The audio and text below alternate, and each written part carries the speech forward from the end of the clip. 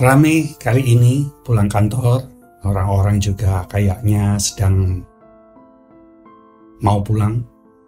Kalau Rojali lagi mau ke arah jembatan penyeberangan yang namanya JPO Pinisi di daerah Sudirman. Katanya sih bagus. Di dekat halte ada sepeda yang bisa disewa sih, 3.000 per 15 menit.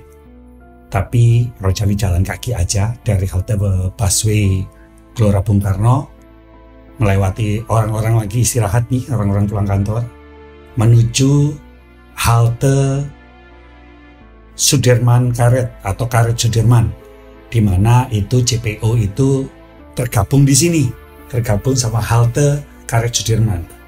Nah, ramai sekali, orang-orang pada sudah pulang kantor. Gedung-gedung tinggi ini menyiratkan bahwa Jakarta siap untuk memberikan banyak sekali tantangan untuk orang-orang di Jakarta. Dari halte ini kita bisa ketemu yang namanya jembatan atau JPO Pinisi ini. Yang unik adalah konsepnya seperti kapal pinisi, dari kayu dan ada kayak dek-deknya gitu. Keren banget sih. Baru sekali ini sih Rojali ke sini. Ini kalau dari pintu halte situ kita bisa tembus ke sini. Dan di sini tempat yang memang jadi viral atau tempat yang bagus untuk spot-spot foto tanpa berdesak-desakan. Kita bisa melihat gedung-gedung pencakar langit di Jakarta. Kita melihat lampu-lampu yang memberikan sinar, seolah-olah memberikan sebuah ilusi sukses. Ya, gedung-gedung tinggi ini memang keren ya. Disinilah orang-orang bekerja untuk mencari nafkah. Dan tentu saja nafkah yang halal. Jadi kita melihat bahwa jembatan penyeberangan ini memang menghubungkan antara sisi sebelah kiri dan sisi sebelah kanan, karena area perkantoran ini sangat padat sekali dengan gedung-gedung pencakar langit. Kebanyakan di sini memang banyak lembaga-lembaga keuangan ya, dari bank maupun hal yang lain gitu. Pulang ya kayak begini, macet. Tapi mau gimana lagi? Ya untungnya sekarang transportasi publik mulai baik ya. Sehingga ketika orang-orang bekerja, mereka juga menikmati fasilitas ini. Karena fasilitasnya bagus. Ketika mereka pulang, mereka melewati area penyeberangan yang bagus. Sebetulnya nggak hanya di JPO Karet Sudirman ini ya, banyak sebetulnya. Tapi yang bagus ini nih, karena konsepnya pinisi.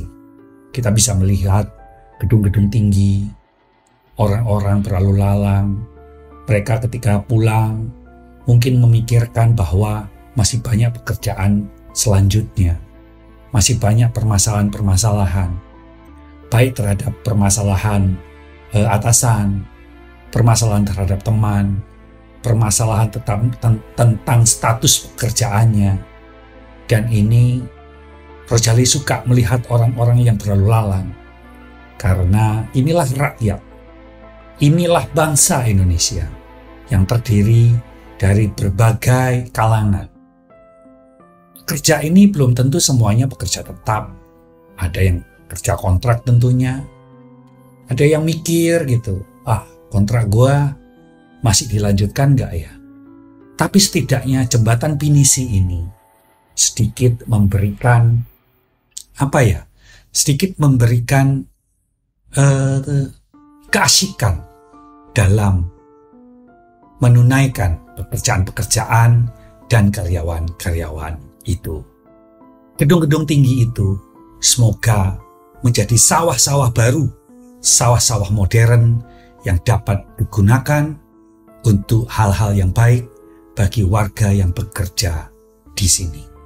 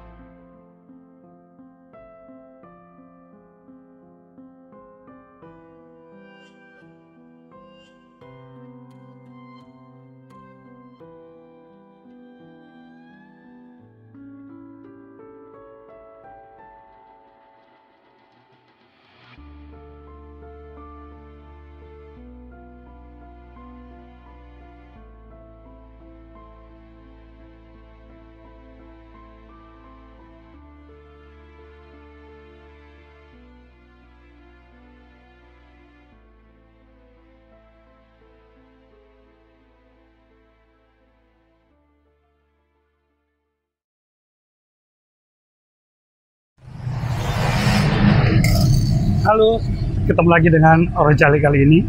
Kali ini pulang kerja, mampir dulu di sebuah jembatan. Namanya Jembatan Sudirman. Kenapa kesini? Karena ada hal yang ingin Rojali bisa sharingkan.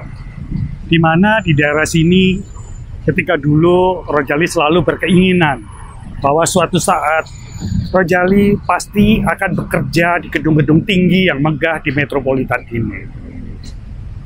Sekian puluh tahun berjalan, dan akhirnya ketika hari itu datang, maka Rojali tentunya belum sampai ke daerah Sudirman di Pencakarangi dulu, tapi di Bandung dulu. Dari sana kemudian dalam perjalanan kerjanya baru mulai masuk Jakarta. Rojali ingat banget ketika mulai masuk Jakarta dari Bandung, Rojali itu sampai sujud di bawah telapak kaki ibu untuk memohon doa restu agar ketika di Jakarta dapat selamat dan sukses. Dan semuanya terjadi berkat doa dari orang tua, terutama dari ibu dengan juga dari bapak. Dan ketika ketemu jodoh pun ya di Jakarta. Memang dalam perjalanannya ada naik dan turun, itu biasa dalam kehidupan. Tetapi setelah semakin belajar memahami bahwa Jakarta belum tentu seindah apa yang kita bayangkan. Belum tentu seindah dengan gedung-gedung tinggi dan megah seperti ini. Semua itu ada paradoksnya. Demikian juga ketika dalam membaca-baca akhir-akhir ini banyak sekali kejadian-kejadian yang unik dan menarik, terutama di pejabat-pejabat pelayanan publik, di mana mereka lupa, mereka tetap dalam arogansinya ketika mereka seolah-olah dibutuhkan. Iya, memang diperlukan, tetapi bagaimana kita menyadari bahwa sebetulnya berdasarkan Undang-Undang 1945, bahkan di ayat 2 kalau nggak salah, yang mengatakan bahwa rakyatlah pemegang tampuk kedaulatan yang sesungguhnya. Disinilah yang menjadi lucu, karena arogansi dari ASN atau pelayan publik tadi, ini nggak masuk akal gitu. Yang bayar kan rakyat gitu.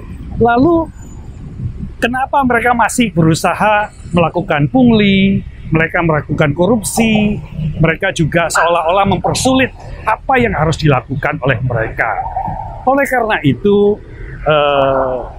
dalam kesempatan ini tentunya Rojali pasti ingin mengajak kepada masyarakat bahwa kalau yang membayar upah mereka adalah rakyat, maka bukankah rakyat juga bisa menolak dan mengambil kembali upah bagi mereka pejabat atau petugas pelaksana pelayanan publik yang memang tidak mampu melaksanakan tugas-tugasnya dengan baik. Nggak salah dong. Lawang ngapain mereka digaji oleh rakyat kok sok-sokan? Siapapun juga, mau oknum siapapun juga. Tentunya kalau kita berlandaskan dari pasal 2 Undang-Undang Dasar 1945, maka kita pasti memiliki hak untuk mengambil kembali segala upah yang sudah dibayarkan oleh mereka. Ini yang menjadi penting. Kenapa? Karena kita sebagai rakyat seringkali tidak menyadari sebagai pemegang kedaulatan itu sendiri. Inilah mengapa kita masih dibodoh-bodohin, mengapa kita dipecundangi oleh pejabat pelaksana dari instansi layanan-layanan publik tersebut. Kita mengemis-ngemis, kita jadi bahan pemerasan, dan yang memeras kayaknya hidup secara materi lumayan-lumayan aja tuh. Mungkin mereka juga punya pinjol. Mudah-mudahan mereka juga dikejar-kejar oleh DC pinjolnya. Kenapa? Karena apa yang dibayarkan kepada mereka ini betul-betul tidak sesuai dengan amanah. Banyak orang mengatakan bahwa kembali ke marwah. Mereka tahu nggak marwah itu apa? Mereka tidak tahu apapun. Yang mereka tahu, mereka menerima gaji, menerima pensiun, tetapi mereka tidak tahu kepada siapa mereka bertanggung jawab dan siapa pemegang kedaulatan itu sebenarnya. Inilah maka kita harus menguatkan dalam channel ini, menyatukan sebuah semangat untuk mengingatkan kembali bahwa kita adalah pemilik empunya kewenangan itu. Kitalah pemegang kedaulatan itu. Kalau kita sudah tidak mau memberikan amanat itu, kita mampu bisa secara undang-undang untuk mencabut kembali apa yang diamanahkan kepada mereka. Supaya apa? Supaya generasi kita, terutama generasi mendatang, kalau bukan generasi sekarang, tidak lagi menjadi sebuah generasi yang cuek, tidak menjadi generasi yang seperti mereka-mereka yang dulu-dulu suka mempersulit birokrasi. Supaya apa? Supaya mereka kembali lagi tahu. Minimal, kalau mereka tidak sekarang, suatu saat nanti, 5 tahun lagi, 10 tahun lagi, kita akan paham bahwa kitalah pemegang kedaulatan yang sesungguhnya. Melanjutkan di sisi lain, sisi yang indah, sisi yang bagus. Yang menarik di sini adalah 2 hal. Letaknya di Jalan Sudirman, dan kemudian ini namanya pinisi. Mengapa? 1. Sudirman melambangkan seorang yang mengabdikan dirinya untuk rakyat. Dia jenderal, dia memegang kekuasaan tinggi, tapi kekuasaan itu dilakukan untuk rakyat, untuk kemerdekaan. Jadi teman-teman, pinisi juga demikian. Pinisi yang seperti yang tadi ada lampu-lampunya tadi, juga di area ini, menurut Rojali indah sekali karena ini menggunakan sebuah semangat gotong royong. Artinya apa? Artinya memberikan sebuah contoh, memberikan sebuah inspirasi buat Jakarta bahwa pejabat publik setinggi apapun, tetaplah seperti Jenderal Sudirman. Tetaplah memberikan sumbangsih yang tulus terhadap rakyat. Dan rakyat sendiri juga tetap memegang gotong royong. Semangat yang tidak cuek, semangat yang bekerja sama, semangat yang selalu peduli. Kita kekurangan orang-orang yang seperti Jenderal Sudirman. Bukan karena kita sudah tidak melawan Belanda, kita masih melawan penjajahan baru. Yang perlu kita pikirkan, bagaimana bahwa pejabat publik yang dibayar oleh rakyat, seperti Rojali sampaikan tadi, mereka bertanggung jawab kepada rakyat, kepada bangsa Indonesia. Sebab apa? Sebab Sudirman tahu bahwa pemegang tampuk kedaulatan adalah rakyat untuk kepentingan bersama dan bukan untuk kepentingan sendiri. Sementara rakyat sendiri, kalau Rojali takutkan, semakin hari empati ini semakin berkurang. Bagaimana mewujudkan lagi empati-empati tersebut, sebagaimana semangat pembuatan pinisi ini bergotong royong, saling membantu, sehingga memberikan hasil yang baik dan hasil yang kuat. Kira-kira demikian. Mohon maaf kalau ada kata-kata yang salah. Rojali akan melanjutkan pulang. Sampai ketemu lagi. Salam Rojali. I'm just sitting here. I got time. It's clear to see.